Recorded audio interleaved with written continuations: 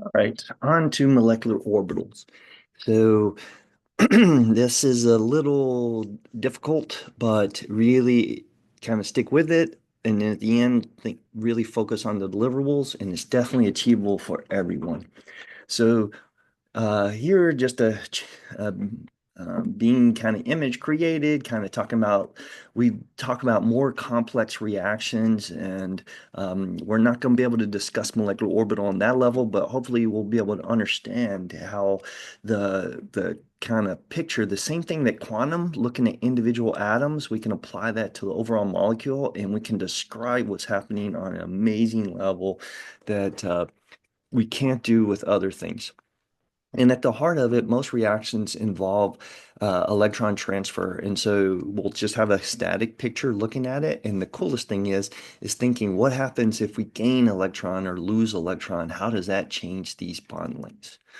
So as a starting point, just going back last time, we talked about hybridized orbitals um, and it explained then the real world. It connected what we had from uh, the Lewis symbol to kind of show with it. But the question is how did this connect with our understanding of the periodic table?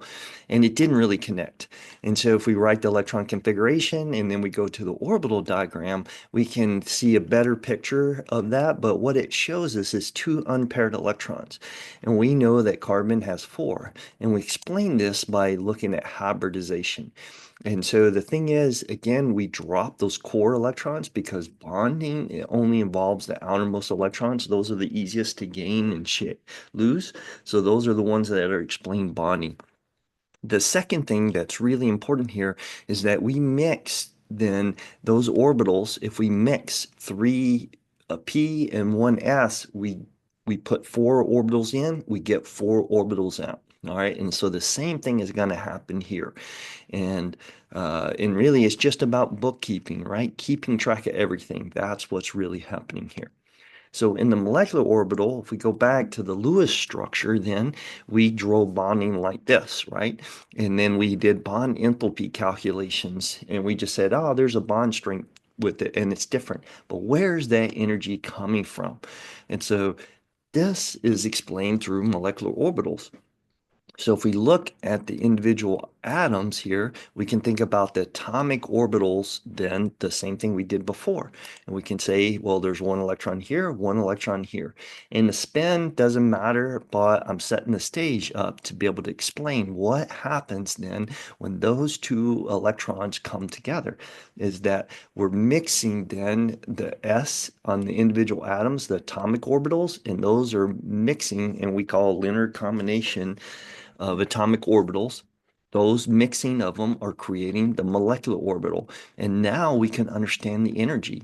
Whenever we mix two orbitals together, we create two atomic orbitals, we create two molecular orbitals, one that's lower in energy, one that's higher in energy. And the presence of that lower energy explains that bond enthalpy then. And so what happens is we have the phases. That's what's been missed here, is that if we have two phases, then that they want to share that electron density, we spread it out. That's why it's creating lower energy. If they're opposite phases, they don't want to interact, and we're kind of compressing and concentrating them, right? Putting them in a smaller space. So that's why it's higher in energy. And so that's the idea behind molecular orbitals. So when we mix S, we get sigma S and sigma star. Sigma is lower in energy. And when we mix P, we get two perturbations of it. So if we have the p orbitals lining up like this, it looks really similar to the sigma. And that's what we'll get. If, however, we have the p standing up 90 degrees, now these will overlap like this, and we get what's called a pi orbital. And there's actually two of them, right? There's three p's. And whenever we bring those p's together, one of them is going to point at the other p, and the other two are going to be orthogonal. And so we always get two pi orbitals and one sigma orbital. And so that's what we get. All right. So if we mix three p's together, then we're going to get we're putting 6 atomic orbitals in. We're going to get 6 molecular orbitals out. 3 of them are going to be bonding. They're going to be lower in energy than the starting ones, and 3 of them are going to be higher energy than the starting ones. All right. So the bonding, we just label them as is. The anti-bonding that are higher in energy, we put a star there. And then the last thing is notice that the sigma goes with 1 and the pi always goes with 2. All right. And so that's the kind of notation that we get. So now when we put it together, this is what we get for oxygen and fluorine. Oxygen has the valence electrons are the 2s and the 2p. So these are the orbitals that will mix to explain the bonding. And so we get the sigma and sigma star, and then we get the sigma and sigma star for the p. All right. And then the other thing is the pi and the pi star, then again for those p's. So we're mixing 4 atomic orbitals. We're getting out, or sorry, 8 for each. We're getting out 8 molecular orbitals. Annoying thing is this flips. This is the same, and these top two are the same, but these two are going to flip depending on where we're at in the periodic table. And so this is the other configuration. So from lithium up to nitrogen, this is what it looks like.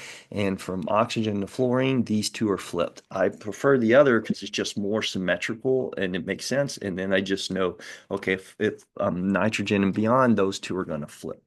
So what do you need to know? Well, first you need to be able to draw, all right, this simple pattern here. You don't have to put the atomic orbitals. You can just draw the molecular orbitals. I put it here to help to demonstrate. The second thing is be able to label. So I have some where I'll give you some and then I'll blank out the others and you just have to fill it in. But um, so if I tell you 2s here and then p here, can you, and then knowing that there's 2 here, that must be a pi and so on. So the third thing is to be able to use it, and that's where we get the most powerful aspect of it. So if we come here and we just start to compare the 2 extremes, the lithium and nitrogen, because the diagram's the same, here I'm just showing the molecular orbitals now. And so if we start with lithium, then the first order thing we always look at is the bond order. So if we look at lithium, then it has the 1 valence electron, so just like the hydrogen, so we get the same thing, right? And so we have 2 electrons here, so we have 1 bond. So we have a bond order of 1. If we go on to look at nitrogen now, it has 5 valence electrons for each, so we have 10. We fill in 1, 2, 3, 4, 5, 6, 7, 8, 9, 10. So now what's the bond order for nitrogen is that you can use the formula or we can just look over here. We have sigma, sigma star, so these two cancel. So we just simply have 1, 2, 3. So the bond order would be 3 for nitrogen.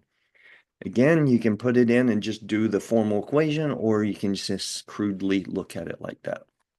All right, so that's the thing, just to be able to, given a system, be able to calculate the bond order for it.